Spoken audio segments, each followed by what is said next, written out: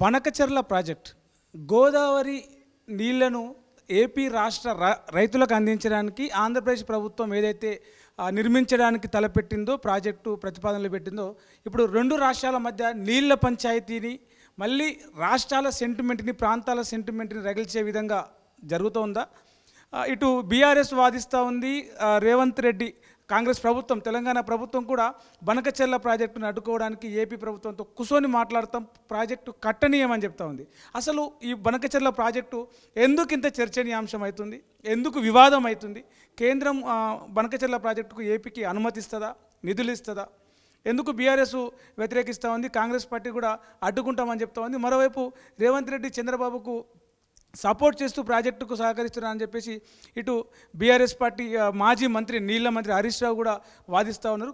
దాని గురించి అంటే ఈ బనకచెర్ల ప్రాజెక్టు వివాదం ఏంటి, దాని అసలు విషయం ఏంటి, కథ ఏంది, కమామిషి ఏంది, మనతో మాట్లాడడానికి రైతు సంఘం జాతీయ నాయకులు సారంపల్లి మల్లారెడ్డి గారు ఉన్నారు. మా సార్తో మాట్లాడి మరిన్ని విషయాలు తెలుసుకుందాం. సార్, ఏంది సార్ ఈ బనకచెర్ల ప్రాజెక్టు పంచాయతీ ఏంది, దాని లొల్లేంది, దాని వివాదం ఏంది, అసలు కథ ఏంది? అది తొలి వెలుగు ప్రేక్షకులకు నమస్కారం.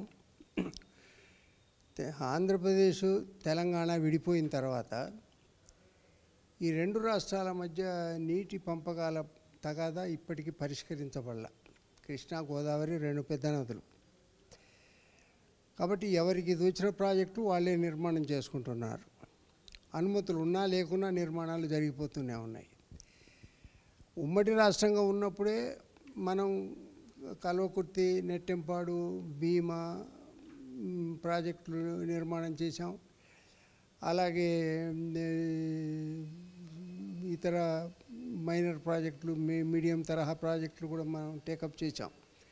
ఆ తర్వాత కొన్నిటికి అనుమతులు వచ్చాయి, కొన్నిటికి అనుమతులు రాలేదు. అప్పటికే మనం ఏంటంటే ఈ నీటి పంపిణీకి మహారాష్ట్ర, కర్ణాటక, ఉమ్మడి ఆంధ్రప్రదేశ్ మధ్య పరిష్కరించాలని 2004లో మనం కేంద్రాన్ని కోరాం. అప్పుడు కేంద్రం ఏమిటంటే జలవనరుల పరిష్కారం సెక్షన్ 3 ప్రకారం ఓ ట్రిబ్యునల్ అపాయింట్ చేసింది. బ్రిజేష్ కుమార్ అని ఒక ట్రిబ్యునల్ అపాయింట్ చేశారు. ఆ 2004లో అపాయింట్ చేసిన బ్రిజేష్ ట్రిబ్యునల్ 2010లో మధ్యంతర తీర్పు ఇచ్చింది. ఆ తీర్పు మనకు నచ్చలే, కర్ణాటకకు మహారాష్ట్రకు అనుకూలంగా ఉంది. మనం సుప్రీంకోర్టులో అప్పీల్ చేశాం. అప్పుడు సుప్రీంకోర్టులో అప్పీల్ చేసిన తర్వాత ఇక్కడ కేంద్ర ప్రభుత్వం మారింది, బీజేపీ వచ్చింది. బీజేపీ వాళ్ళు ఏమిటంటే మీరు ఆ సుప్రీంకోర్టు కేసును ఉపసంహరించుకోండి, మేము పరిష్కారం చేస్తాం అన్నారు. మనం ఉపసంహరించుకున్నాం. అప్పటికే రెండు రాష్ట్రాలు విడిపోయినాయి. కాబట్టి ఇప్పుడు ఈ బ్రిజేష్ కుమార్ మీద ఉన్న బాధ్యత ఏమిటంటే ఆ కర్ణాటక, మహారాష్ట్రతో పాటు ఆంధ్ర, తెలంగాణకు కూడా నీటి పంపిణీ చేయాలి, కృష్ణా గోదావరి జలాలను. కానీ 2004లో వేసింది, 2010లో మధ్యంతర సమీక్ష, ఇప్పుడు 2025 ఇంతవరకు పరిష్కారం లేదు. అసలు జనరల్గా ట్రిబ్యునల్స్ ఏమిటంటే అందులో ఉన్న పార్టీల వాళ్ళే బయట ఒప్పందం చేసుకొని వచ్చి వాళ్ళ ఒప్పందాన్ని ఇస్తే దాని మీద స్టాంప్ వేస్తారు తప్ప ఏ ట్రిబ్యునల్ స్వతహాగా వాదనలు విని పరిష్కారం చేసినటువంటి చరిత్ర లేదు. 1970-68లో వేసినటువంటి బచావతి ట్రిబ్యునల్ కానీ, ఈ ట్రిబ్యునల్ కానీ, అలాగే ఉత్తర తెలంగాణలో, ఉత్తర కోస్తాంధ్రలో వంశధార ప్రాజెక్టు మీద వేసిన ట్రిబ్యునల్ కానీ, ఇవన్నీ కూడా బయట పరిష్కారాలే జరిగినాయి. ఇక మన ఉభయ రాష్ట్రాలకు వస్తే మనం జూన్ 2, 2014లో విడిపోయాం. విడిపోయిన తర్వాత 10 సంవత్సరాలలో మొత్తం మన సమస్యలన్నీ పరిష్కరించాలి అని చెప్పని ఆ విభజన చట్టంలో షెడ్యూల్ 9, 10లో రాసుకున్నాం. కొన్ని ఆటోమేటిక్గా పరిష్కారం అయినాయి, కొన్ని వదిలేసుకున్నాం. ఇప్పటికీ కూడా కొన్ని పరిష్కారాలు కావాల్సి ఉన్నాయి. ఇవి కేంద్ర ప్రభుత్వం ఒక కమిషన్ వేసింది, ఆ కమిషన్ పరిష్కరించలేకపోయింది. కాబట్టి నీటి వనరుల విషయానికి వచ్చినప్పుడు ఏమిటంటే కృష్ణా బోర్డు వేశారు, గోదావరికి బోర్డు వేశారు. ఈ రెండు బోర్డులలో పరిష్కారం కాకపోతే అపెక్స్ బోర్డు అని ఒకటి ఉంది. 2 ముఖ్యమంత్రులు, 2 చీఫ్ ఇంజనీర్లు, కేంద్ర జలశక్తి శాఖ మంత్రితో కలిసి ఒక బోర్డు ఉంది, అపెక్స్ బోర్డు. అది పరిష్కరించాలి. అది పరిష్కారం కనుక కాకపోతే అప్పుడు మీరు సుప్రీంకోర్టుకి వెళ్ళొచ్చు, లేదా వేరే ట్రిబ్యునల్కి వెళ్ళొచ్చు, ఎక్కడికైనా వెళ్ళొచ్చు.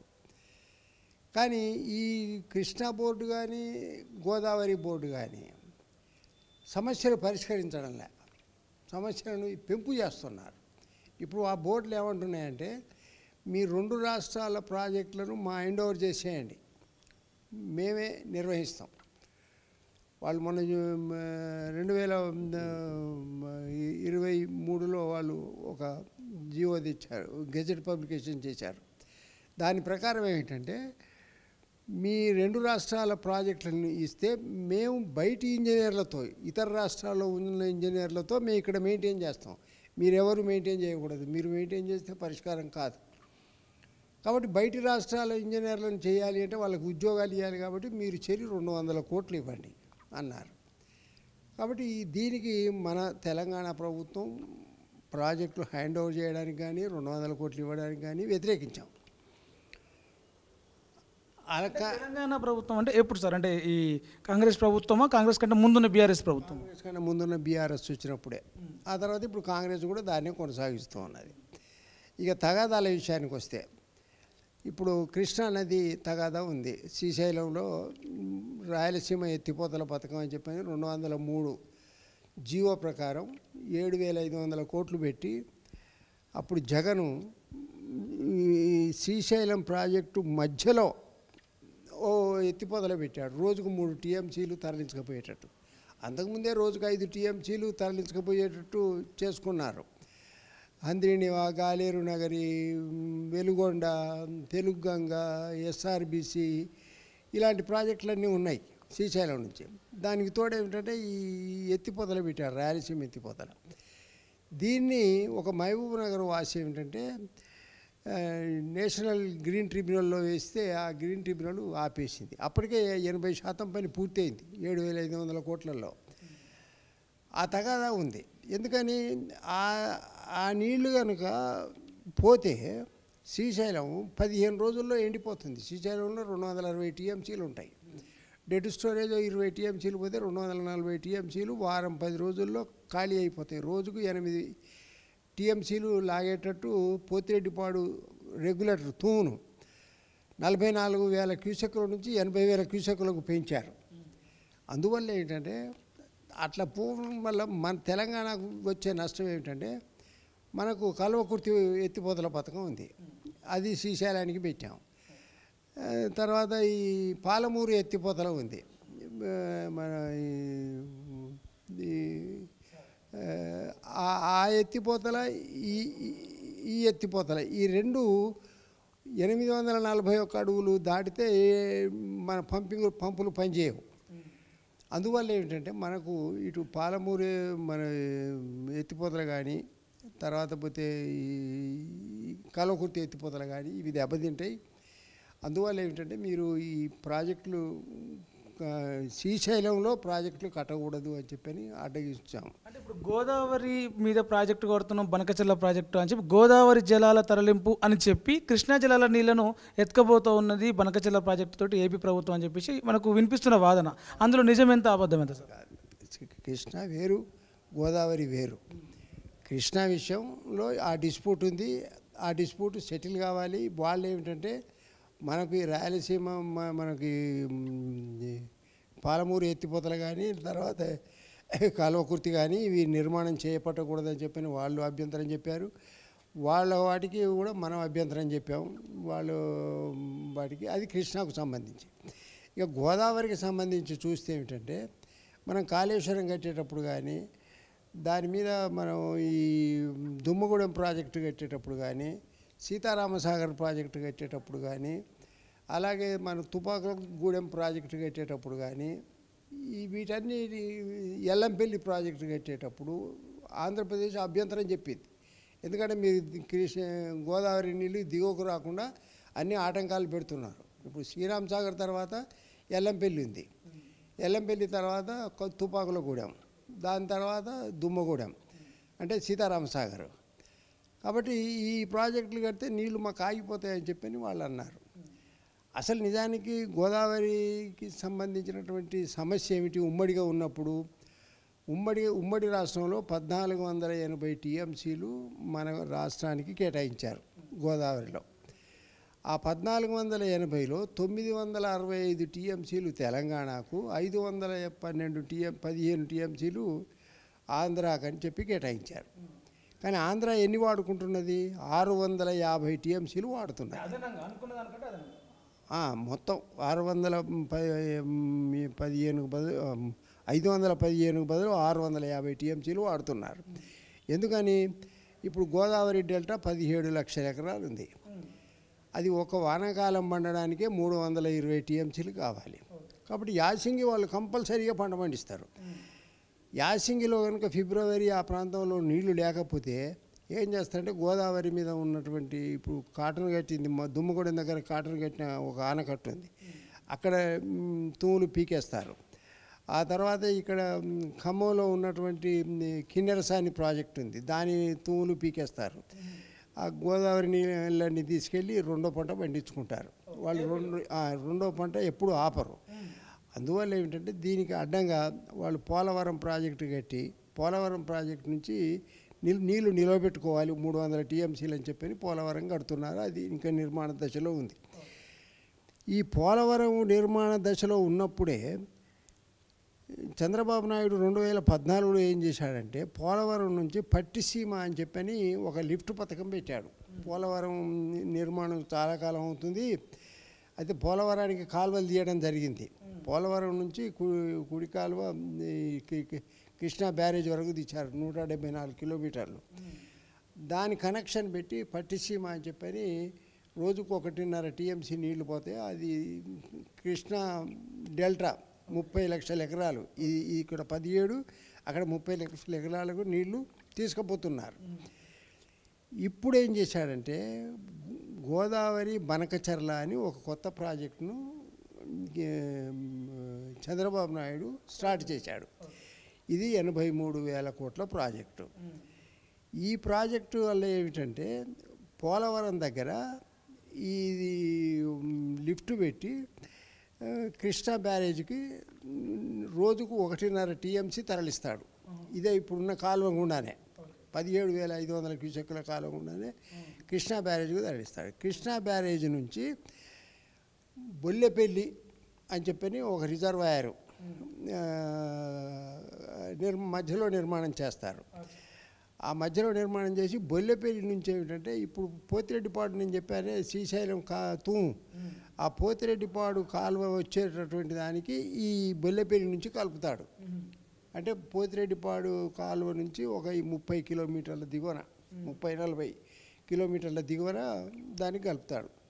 కలిపితే ఏమిటంటే అప్పుడు ఈ నీళ్లు గోదావరి నుంచి కృష్ణా డెల్టా కృష్ణా బ్యారేజ్కి పోతాయి. కృష్ణా బ్యారేజ్ నుంచి బొల్లెపల్లి రిజర్వాయర్ నుంచి బనకచర్లకు పోతాయి. బనకచర్ల నుంచి ఏమిటంటే అక్కడ వాళ్ళకు గాలేరు నగరి, తెలుగు గంగ,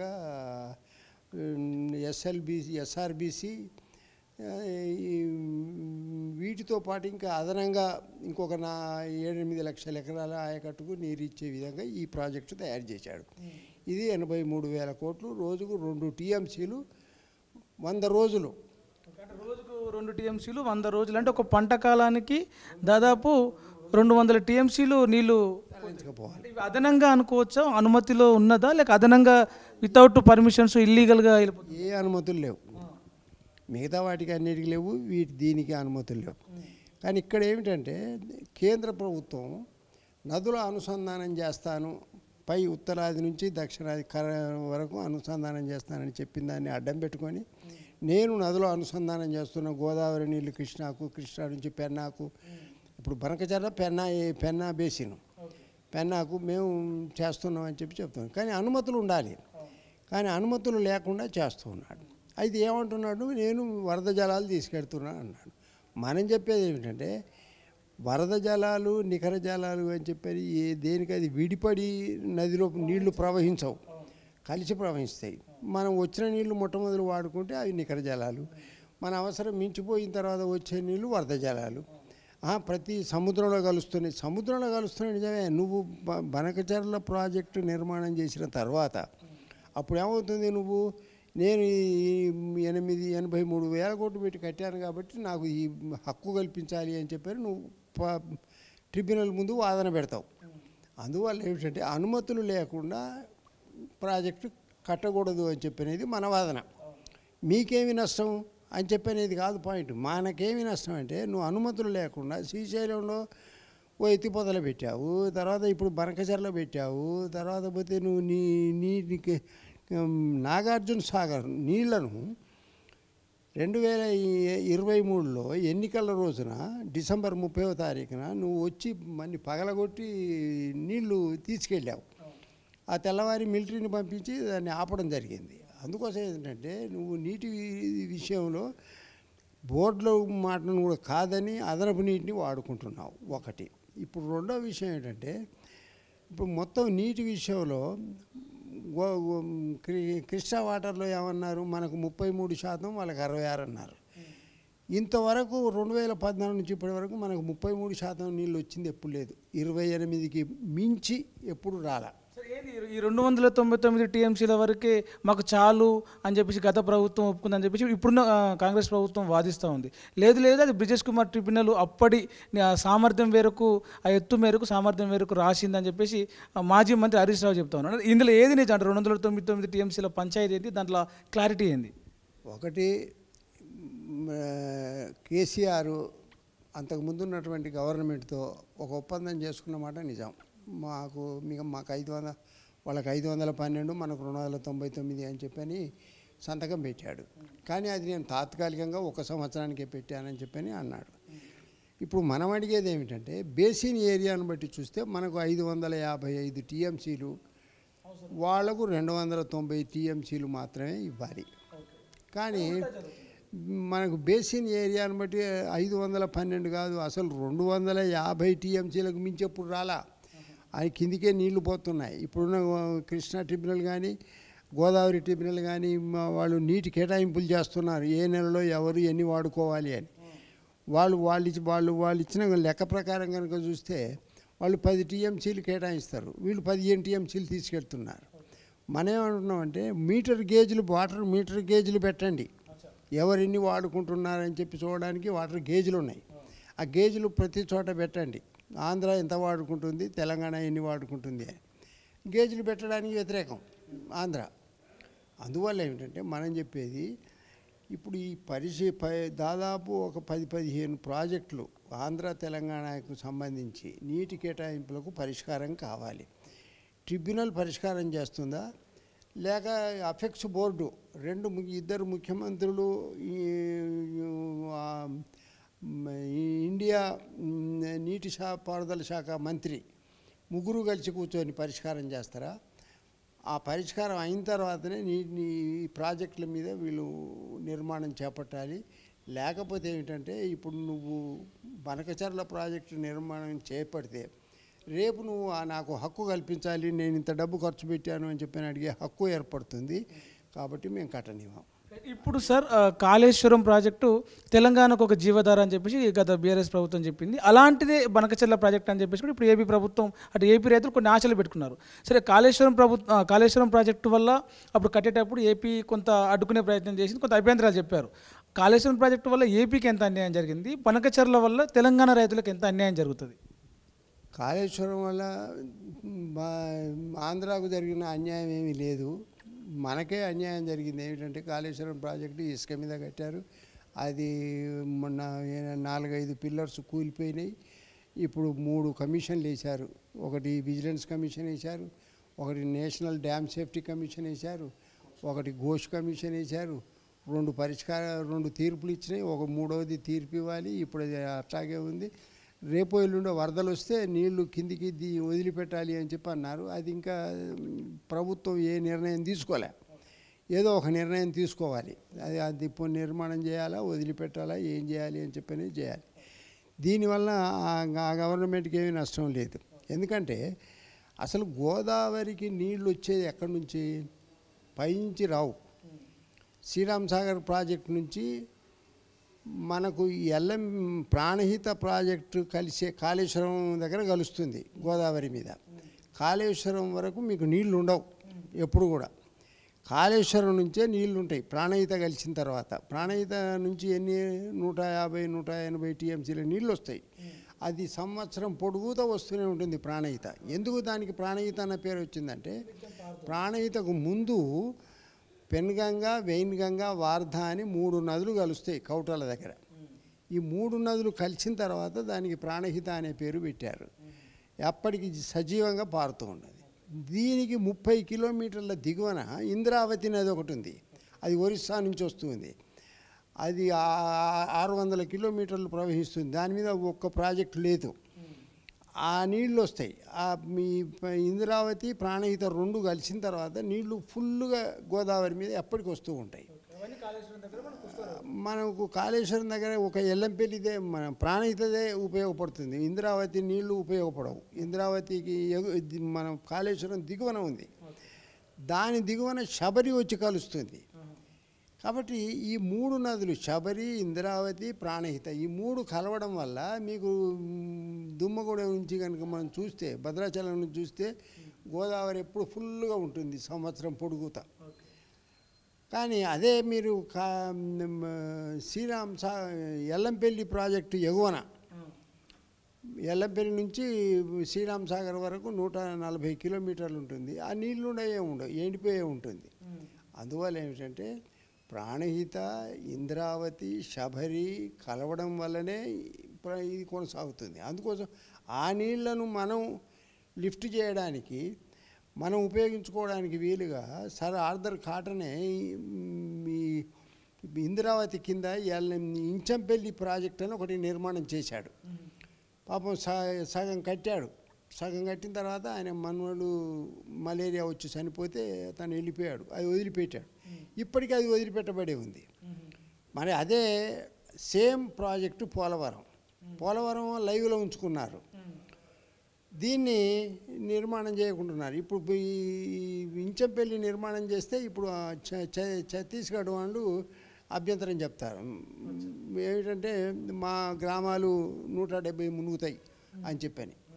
కానీ మరి పోలవరానికి కూడా 170 గ్రామాలు ముప్పుకు గురవుతున్నాయి కదా. దాన్ని లైవ్లో ఉంచారు ఎప్పటికీ చేసుకుంటూ. ఇది ఇంచంపల్లి ప్రాజెక్టు క్లోజ్ చేశారు. క్లోజ్ చేయడమే కాకుండా ఇప్పుడు కేంద్ర ప్రభుత్వం యొక్క ఆలోచన ఏమిటంటే ఇంచంపల్లి నుంచి నాగార్జున సాగర్కు, అంటే కృష్ణాకు మళ్ళించి, కృష్ణా నుంచి కావేరీకి మళ్ళించి ఆ విధంగా ఈ నీళ్లను, గోదావరి నీళ్లను తీసుకెళ్ళాలి అనేది ఒక ప్రయత్నం. ఇంచంపల్లి అంటే ఇప్పుడు ఇంద్రావతి, ప్రాణహిత తర్వాత నీళ్ళు ఎప్పటికి వస్తాయి కాబట్టి ఆ నీళ్లు తీసుకెళ్లాలని. ఇంతకుముందు కూడా రాజశేఖర రెడ్డి ఒక ప్రణాళిక వేశాడు. 17,000 కోట్లతో వేశాడు. 6,000 కోట్లు ఖర్చు పెట్టాడు. మన తెలంగాణ రాష్ట్రం వచ్చిన తర్వాత ఆ ప్రాజెక్టును ఆపేశాం. అందువల్ల ఏమిటంటే ఒక 3-4 సార్లు గోదావరి నీటిని కృష్ణాకు, కృష్ణా నుంచి కావేరీకి, కావేరీ నుంచి పెన్నాకు, పెన్నా నుంచి కావేరీకి మళ్లించడానికి ప్రయత్నాలు జరుగుతూ ఉన్నాయి. ఆ ప్రయత్నాల్లో భాగమే ఈ బనకచర్ల, పోలవరం, గోదావరి బనకచర్ల. గోదావరి బనకచర్ల అంటే గోదావరి పోలవరం దగ్గర టేకప్ చేసి కృష్ణా బ్యారేజీలోకి తీసుకుపోయి, కృష్ణా బ్యారేజీ నుంచి బొల్లెపల్లి నుంచి బనకచర్లకు తీసుకెళ్ళాలి. 368 కిలోమీటర్లు ఉంటుంది. ఇది 83,000 కోట్ల ప్రాజెక్టు. అందువల్ల ఎన్ని ఎకరాలకు అక్కడ నీళ్ళు అందిస్తుంది? తెలంగాణలో ఎన్ని ఎకరాలు ఈ నీళ్ళు అక్కడ తరలిపోవడం వల్ల తెలంగాణలో ఎన్ని ఎకరాలు బీడు పడుతాయి? తెలంగాణలో బీడు పడడం అనేది కాదు, తెలంగాణకు బీడు పడదు. కానీ వాళ్లకు మాత్రం ఏంటంటే 6 లక్షల ఎకరాల ఆయకట్టుకు నీరు, కొత్తగా ఆయకట్టుకు నీరు వస్తుంది, పాతది పోను. కానీ మనం అనేది ఏమిటంటే నువ్వు తీసుకుపోవడం వచ్చిన తర్వాత నీకు అనుమతులు హక్కు ఏర్పడుతుంది. కాబట్టి పై నీళ్ళు మా నీళ్లు కూడా కింది నుంచి తీసుకెడతావు, అందుకోసం మేము కట్టనివ్వమని చెప్పి అంటున్నాం. ఇప్పుడు ఒకటేమిటంటే అంతర్జాతీయ జలసూత్రాలు కానీ మనకున్నటువంటిది కానీ ఈ వాటర్ డిస్ప్యూట్ యాక్ట్ ప్రకారం ఏమిటంటే ఏ నది మీదనైనా ప్రాజెక్టులు కడితే జనరల్గా మీరు ఏమనుకుంటారు, ఇప్పుడు కృష్ణా మీద మనకు జూరాల ఉంది, జూరాల తర్వాత శ్రీశైలం ఉంది, శ్రీశైలం తర్వాత నాగార్జున సాగర్, దాని తర్వాత కృష్ణా బ్యారేజ్ ఉంది. కానీ ఇప్పుడు నీళ్లు మొదలు ఎవరికి ఇవ్వాలి? ఒక జీవో ప్రకారం ఏంటంటే ఫస్ట్ అని ఇవ్వాలి. మొట్టమొదలు ఏదైతే స్టార్ట్ అయిందో దానికి ఇవ్వాలి. ఫస్ట్ ఏది? కృష్ణా బ్యారేజీ స్టార్ట్ అయింది 1885లో. వాళ్ళకు ఫస్ట్ ప్రియారిటీ ఇవ్వాలి. వాళ్ళకి ఇచ్చిన తర్వాత నాగార్జున సాగర్కి ఇచ్చిన తర్వాత జూరాల తర్వాత శ్రీశైలం. ఇది 69 జీవో ప్రకారం ఏమిటంటే వాళ్ళు నిర్ణయిస్తారు. అందుకోసం ఇక్కడ కూడా ఇప్పుడు మనకు కాళేశ్వరం అవన్నీ మనం వినియోగం చేయడం లేదు కాబట్టి మనకన్నా ముందు వాళ్ళు బనకచర్ల కనుక వాడకంలోకి వస్తే రేపు గోదావరి నీళ్ళ కేటాయింపులో కూడా బనకచర్లకు ఫస్ట్ ప్రియారిటీ ఇవ్వాల్సి వస్తుంది. ఆ రకంగా కూడా నష్టం జరిగే అవకాశం ఉంది. అయితే జలాలు పోతాయి. ఇప్పుడు సార్ ఏదైతే ఏపీ ప్రభుత్వం ఉందో టీడీపీ అటు కేంద్ర ప్రభుత్వంలో భాగంగా ఉంది. ఇటు చూస్తే తెలంగాణలో కాంగ్రెస్ పార్టీ అధికారంలో ఉంది. అంటే రెండు కూడా అటు కాంగ్రెస్ పార్టీ కేంద్రంలో బీజేపీకి ప్రతిపక్షంగా ఉంది. సో కేంద్రం ఎటువైపు మొగ్గు చూపే అవకాశం ఉంది? ఆ బనకచెర్ల ప్రాజెక్టుకు అనుమతులు కావచ్చు, నిధులు కావచ్చు ఇస్తుందా? చంద్రబాబు నాయుడు అటు కేంద్రంలో మోడీకి కొంచెం ఆప్తుడుగా కీలకంగా మారిన ఈ పరిస్థితుల్లో ఎట్లా ఉండొచ్చు కేంద్ర ప్రభుత్వ వైఖరి? ఇప్పుడున్న పరిస్థితులు మాత్రం ఏంటంటే చంద్రబాబుకు బీజేపీ అనుకూలంగా ఉంది. 2 కారణాలు. ఒకటి వాళ్ళ కేంద్ర ప్రభుత్వం నిలబడడానికి ఇక్కడ టీడీపీను అక్కడ బీహార్ గవర్నమెంటు సపోర్ట్గా ఉన్నాయి. ఇప్పుడు బనకచర్ల గురించి ఏమిటంటే నదుల అనుసంధానం చేస్తాను అని చెప్పని మోడీయే చెప్తున్నాడు. కొద్ది రోజుల్లో అంటే వారం రోజుల తర్వాత ఈ 5 రాష్ట్రాల ముఖ్యమంత్రుల సమావేశం జరగబోతుంది. ఆంధ్ర, తెలంగాణ, ఒరిస్సా, మహారాష్ట్ర, మధ్యప్రదేశ్, ఛత్తీస్గఢ్ ఈ రాష్ట్రాల ముఖ్యమంత్రుల సమావేశం జరిపి ఈ నదులను అనుసంధానం చేస్తాను, మీరు అనుమతి ఇవ్వాలి అని చెప్పి మీటింగ్ పిలవబోతున్నది. డేట్ కూడా పెట్టింది. అందుకోసం ఏంటంటే దీన్ని అవకాశంగా తీసుకొని ఎలాగో నదుల అనుసంధానమే కాబట్టి నేను అదే చేస్తున్నాను అని చెప్పని చంద్రబాబు చెప్తాడు. కాబట్టి మోడీ సపోర్ట్ ఏమిటంటే దాదాపు చంద్రబాబు వైపే ఉంది. కానీ బహిరంగంగా అనలేడు. ఎందుకంటే బహిరంగంగా కనుక అంటే అది రేపు పంపిణీ ట్రిబ్యునల్లో డిస్ప్యూట్కి వచ్చేస్తుంది. ఎందుకంటే ట్రిబ్యునల్ ముందు కేసు ఉన్నది, పరిష్కారం చేయాలి. నదీ జలాలను, కృష్ణా జలాల ఇది ట్రిబ్యునల్ ఉంది. అందుకోసం ఏంటంటే రేపు దీనికి కూడా ఒక ట్రిబ్యునల్ వేసి పరిష్కారం చేయాలి. ఇప్పుడు మనకు రావాల్సినటువంటి 965 టీఎంసీల నీటినే మనం వినియోగించుకోవడంలే. ఆ నీళ్లు వినియోగించుకున్న తర్వాత మిగిలిన జలాలు పోతాయంటే వేరే విషయం. అసలు నిజానికి గోదావరిలో 1480 టీఎంసీలు నికర జలాలు, తర్వాత ఇంకొక 2500 టీఎంసీలు పోతూ ఉంటాయి. ఇవి కూడా ఎట్లా ఒక్కొక్కసారి ఏమిటంటే పెద్ద గోదావరి వచ్చినప్పుడు 60 లక్షల క్యూసెక్కుల వరకు కూడా పోతుంది ఒకరోజు. 40 లక్షలు కామన్ వరద, 20 లక్షలు అసలు రెగ్యులర్గా పోతూ ఉంటాయి. ఎక్కడి నుంచి? ఎల్లంపల్లి నుంచి.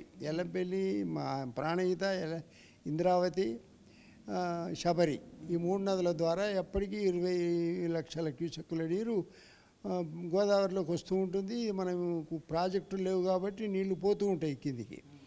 ఇప్పుడు మనం దేవాదుల ప్రాజెక్టు కట్టాం. అదేమిటంటే ప్రాజెక్టు లేకుండా పారే నీళ్ళకి కట్టాం, పంపులు పెట్టాం.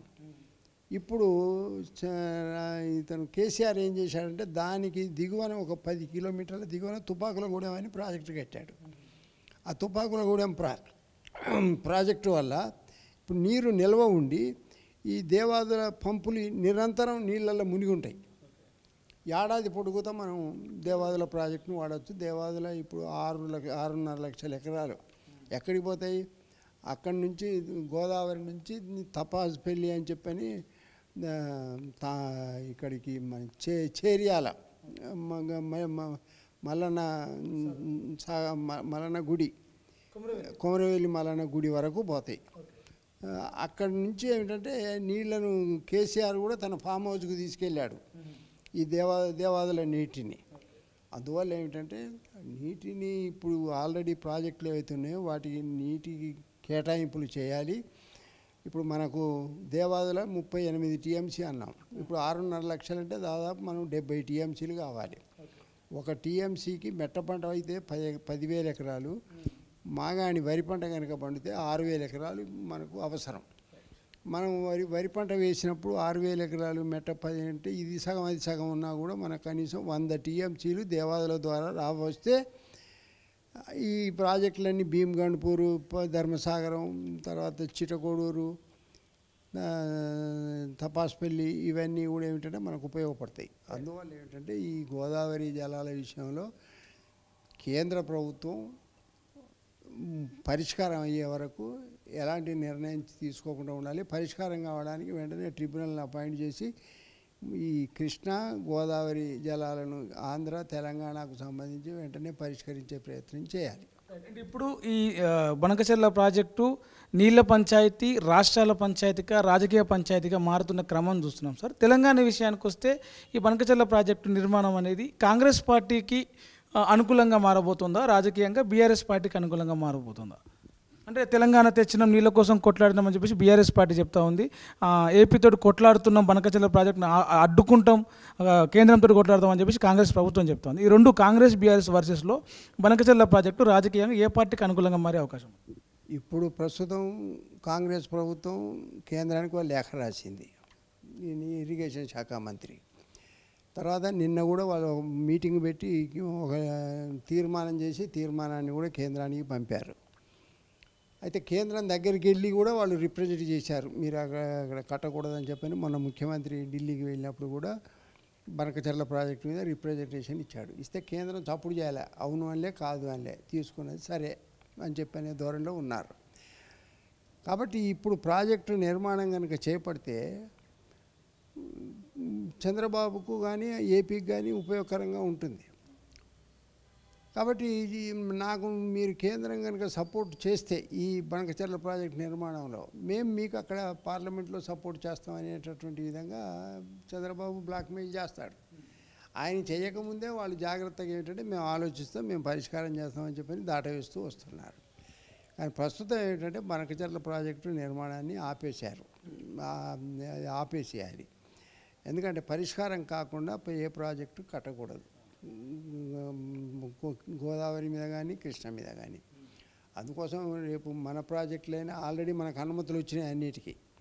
మనకు కల్వకుర్తి, నెట్టెంపాడు, భీమా వీటన్నిటికీ కూడా మనకు అనుమతులు వచ్చినాయి.